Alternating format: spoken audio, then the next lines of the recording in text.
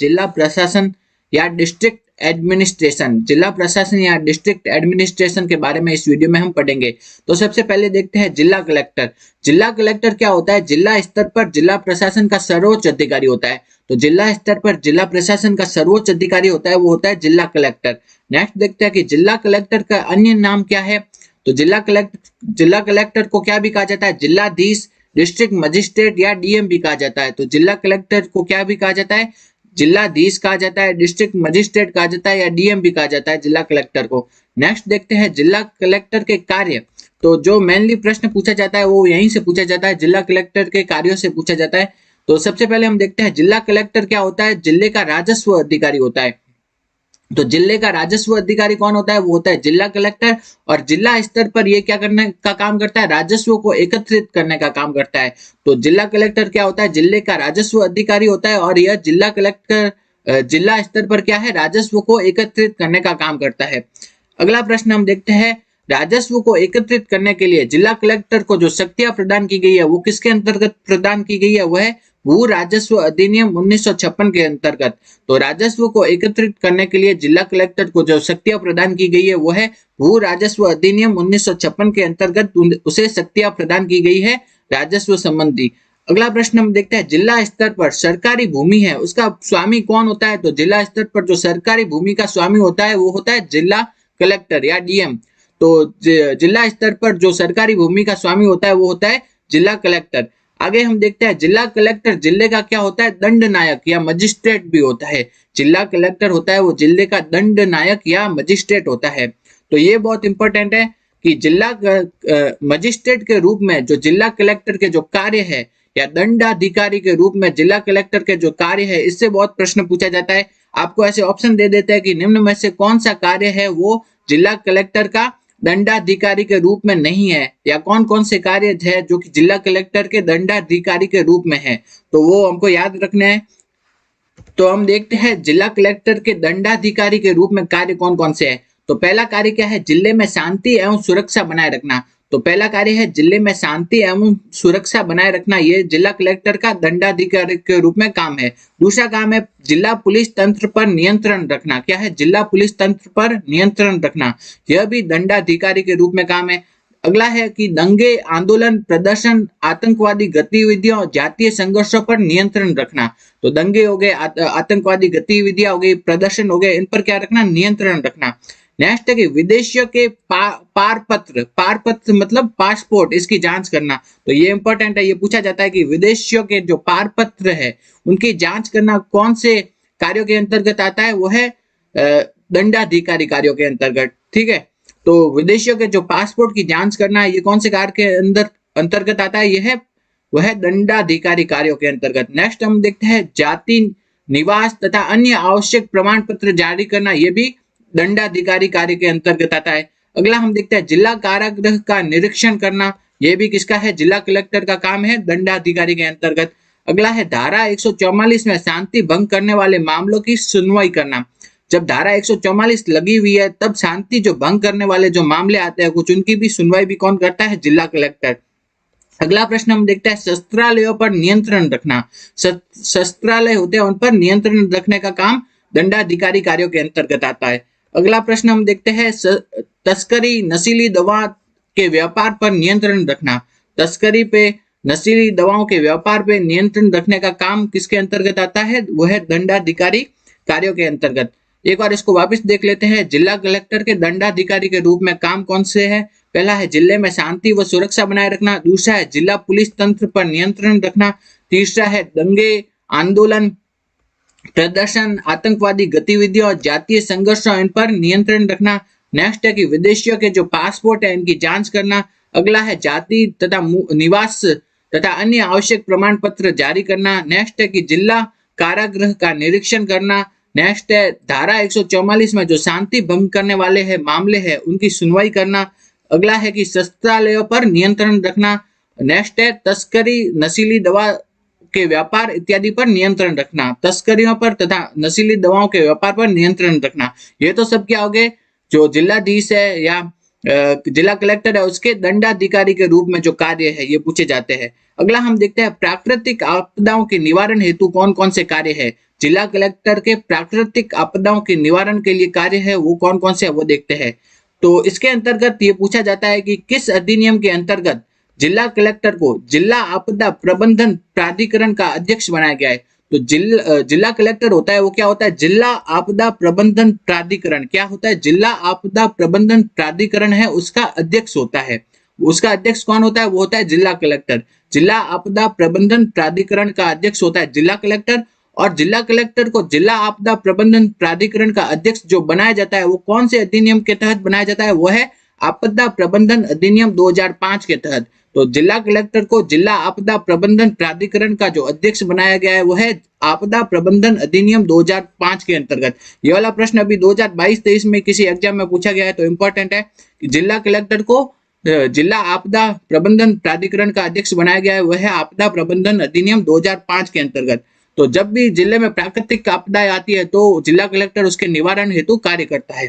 Next हम देखते हैं जिला कलेक्टर होता है वो जिले का क्या होता है, निर्वाचन अधिकारी होता है। जिला कलेक्टर जिले का जिला निर्वाचन अधिकारी होता है। इसे क्या भी कहता है, रिटर्निंग ऑफिसर। क्या कहा जाता है, रिटर्निंग ऑफिसर भी कहा जाता है। किसे कहा जाता है, जिला कलेक्टर को। जिला कलेक्टर जिले का जिला निर्वाचन अधिकारी या रिटर्निंग ऑफिसर होता है। और जिला स्तर पर चुनाव करवाने का काम होता है वो किसके पास होता है, जिला कलेक्टर के पास ही होता है। तो जिला स्तर पर चुनाव करवाने का कार्य होता है जिला कलेक्टर के पास।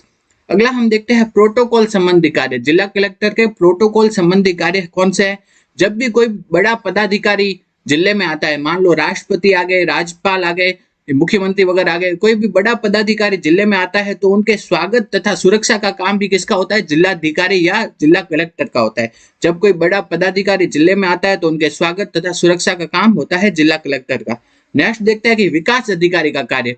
जिला कलेक्टर विकास अधिकारी के रूप में भी काम करता है। तो आगे हम देखते हैं विकास अधिकारी के रूप में कार्य। तो जिला कलेक्टर होता है वो किसके, विकास अधिकारी के रूप में भी काम करता है। तो जिला कलेक्टर जिला स्तर पर विकास कार्यों के पर्यवेक्षण तथा नियंत्रण का काम करता है। तो जिला स्तर पर जो विकास कार्य है उनके पर्यवेक्षण तथा नियंत्रण का काम कौन करता है, वो करता है जिला कलेक्टर। आगे हम देखते हैं जिला कलेक्टर के लोक कल्याणकारी कार्य। क्या है, लोक कल्याणकारी कार्य। इसके अंतर्गत क्या है, जिला कलेक्टर केंद्र तथा राज्य की कल्याणकारी योजनाओं को जिला स्तर पर संचालित करने का काम करता है। तो राज्य तथा केंद्र उनकी जो योजनाएं हैं उनको जिला स्तर पर संचालित करने का काम कौन करता है, वो करता है जिला कलेक्टर। तो जिला स्तर पर वो एकदम सही रूप से कार्य कर रही है योजना या नहीं, इसका काम कौन करता है, ये करता है जिला कलेक्टर करता है। अब हम आगे देखते हैं जिला कलेक्टर का कार्यकाल। जिला कलेक्टर के कार्यकाल के बारे में हम देख लेते हैं। तो जिला कलेक्टर का कार्यकाल होता है वो क्या होता है, अनिश्चित होता है। उनका बार बार ट्रांसफर होता रहता है। तो उनका कार्यकाल क्या होता है, अनिश्चित होता है। उनका बार बार क्या होता है, ट्रांसफर। नेक्स्ट हम देखते हैं, लेकिन आपकी आरबीएसई बोर्ड की किताब में ये दिया हुआ लाइन तो ये थोड़ा याद रख देना कि जिला कलेक्टर का जो औसत कार्यकाल है राजस्थान में जिला कलेक्टर का औसत कार्यकाल कितना है, वो है 14.2 महीने। तो ये थोड़ा याद रख देना। आरबीएसई बोर्ड की जो पुरानी किताब है उनमें दिया हुआ था कि राजस्थान में जिला कलेक्टर का औसत कार्यकाल है वो है 14.2 महीने।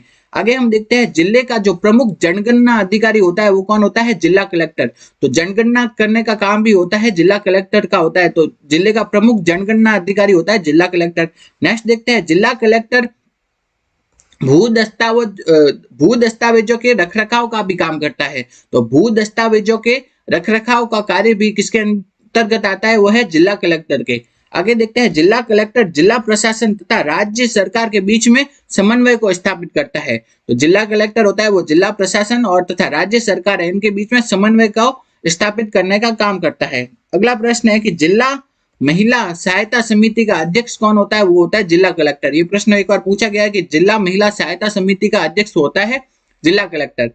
ठीक है, अब हम आगे देखते हैं कि जो जिला होता है, जिले के नीचे वाला स्तर पर क्या होता है, उपखंड या सब डिवीजन होता है। जिले के नीचे क्या होता है, उपखंड या सब डिवीजन होता है। और सब डिवीजन के जो नीचे वाला स्तर होता है वहां पे क्या होता है, तहसील। तो जिला है, जिले के नीचे क्या आता है, सब डिवीजन या उपखंड आता है। और उपखंड के नीचे क्या आता है, तहसील आता है। तो अब हम उपखंड के बारे में देख लेते हैं। तो उपखंड या सब डिवीजन, तो उपखंड या सब डिवीजन का जो प्रमुख प्रशासनिक अधिकारी होता है वो कौन होता है, एसडीएम या एसडीओ बोलते हैं। तो जिले का तो प्रमुख प्रशासनिक पदाधिकारी कौन था, होता था, वो था जिला कलेक्टर। अब आ गया सब डिवीजन या उपखंड। उपखंड का जो प्रशासनिक अधिकारी होता है मुख्य, वो कौन होता है, वो होता है एसडीएम। कौन होता है, एसडीएम। आगे हम देखते हैं एसडीएम को भी है ना जिला कलेक्टर के समान बहुत सारे काम दिए हुए होते हैं। न्यायिक कार्य, दंडनायक कार्य, नियामक कार्य, निरीक्षण कार्य इत्यादि कार्य दिए गए हैं। ठीक है, अब हम आगे देखते हैं एसडीएम है वो निर्वाचन की दृष्टि से क्या होता है, तो ये इंपॉर्टेंट है थोड़ा। एसडीएम होता है वो निर्वाचन की दृष्टि से कौन सा अधिकारी होता है, वो है पंजीयन अधिकारी। तो एसडीएम को निर्वाचन की दृष्टि से कौन सा अधिकारी मानते हैं, वो है पंजीयन अधिकारी। जबकि आपको बोल दिया जाएगी जिला कलेक्टर को क्या बोलते थे, वो तो रिटर्निंग ऑफिसर। और रिटर्निंग ऑफिसर तो कौन होता है, वो होता है जिला कलेक्टर। और जबकि पंजीयन अधिकारी होता है वो होता है एसडीएम। तो पंजीयन अधिकारी होता है एसडीएम और जबकि रिटर्निंग ऑफिसर होता है वो होता है डीएम या जिला कलेक्टर। तो एसडीएम का काम क्या होता है, मतदाता सूची में नामों को दर्ज करना और उसको कुछ नामों को हटाना। तो जो नाम नए हैं उनको दर्ज करना और पुराने जो नाम है जिनकी मृत्यु हो चुकी है या फिर जो कहीं दूसरे स्थान पे चले गए उनके नामों को हटा देना। तो ये किसका काम होता है, ये होता है एसडीएम का। और एसडीएम जो निर्वाचन की दृष्टि से कौन सा अधिकारी होता है, पंजीयन अधिकारी। और जबकि डीएम होता है वो होता है रिटर्निंग अधिकारी। तो सब डिवीजन के नीचे वाले स्तर पर क्या आता है, वो आता है तहसील। क्या आता है, तहसील। तहसील का जो मुख्य प्रशासनिक अधिकारी होता है वो होता है तहसीलदार। कौन होता है, तहसीलदार। जिले का तो सबसे ऊपर कौन था, होता था, वो था जिला कलेक्टर।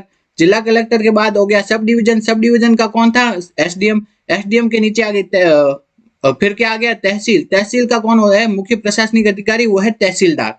तहसीलदार होता है वो भू राजस्व संबंधी काम भी करता है और तहसील के जो सामान्य प्रशासनिक कार्य उनको भी करता है। तो तहसीलदार भू राजस्व से संबंधित काम भी करता है और जिले के सामान्य प्रशासनिक कार्यों को भी करता है।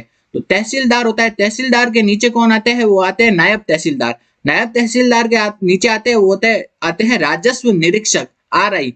राजस्व निरीक्षक के नीचे आते हैं पटवारी। तो ऐसे बोल सकते हैं पटवारी होते हैं। पटवारी का जो प्रमोशन होने के बाद क्या बनते हैं, आरआई। आरआई का प्रमोशन होने के बाद नायब तहसीलदार और इस टाइप से। तो अब हम देखते हैं नायब तहसीलदार।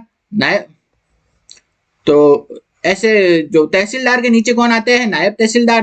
नायब तहसीलदार के नीचे आते हैं राजस्व निरीक्षक और राजस्व निरीक्षक के नीचे आते हैं पटवारी। नेक्स्ट हम देखते हैं नायब तहसीलदार तथा तहसीलदार की जो नियुक्ति करता है वो कौन करता है, राजस्व मंडल।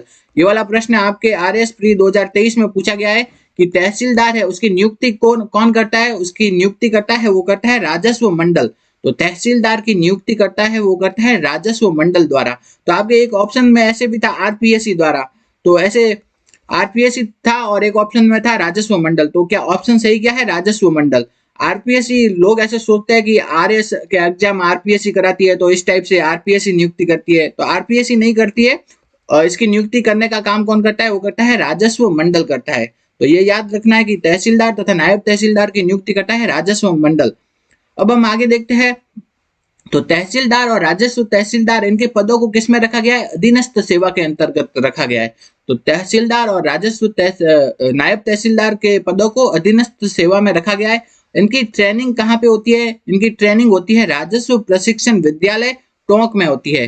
तो तहसीलदार नायब तहसीलदार होते हैं, उनकी जो ट्रेनिंग होती है वो है राजस्व प्रशिक्षण विद्यालय टोंक में होती है। यह आपके आरबीएससी बोर्ड की किताब में दिया हुआ है कि इनकी जो ट्रेनिंग का काम होता है, भू राजस्व की जो ट्रेनिंग दी जाती है वो कहाँ दी जाती है, वो दी जाती है राजस्व प्रशिक्षण विद्यालय टोंक में दी जाती है।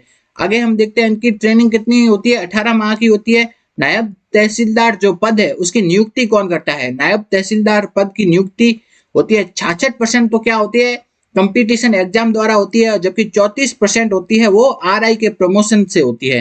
तो नायब तहसीलदार है उसकी जो 66% जो नियुक्तियां है 66 वो तो किसके द्वारा होती है, कंपटीशन एग्जाम के द्वारा होती है, जबकि 34% जो उसकी नियुक्तियां है वो होती है आरआई के प्रमोशन द्वारा। आगे हम देखते हैं तहसीलदार को राजस्व संबंधी विवाद सुनने का अधिकार किसके अंतर्गत दिया गया है। तो तहसीलदार को जो राजस्व संबंधी विवाद सुनने का अधिकार दिया गया है वो राजस्व अधिनियम 1956 तथा राजस्थान काश्तकारी कानून 1955 के अंतर्गत। तो राजस्थान काश्तकारी कानून 1955 तथा भू राजस्व अधिनियम 1956 के अंतर्गत जो तहसीलदार है उसे राजस्व संबंधी विवाद सुनने का अधिकार दिया गया है। तो कौन से अधिनियम है, एक तो है भू राजस्व अधिनियम 1956 और राजस्थान काश्तकारी कानून 1955, इन दोनों के अंतर्गत।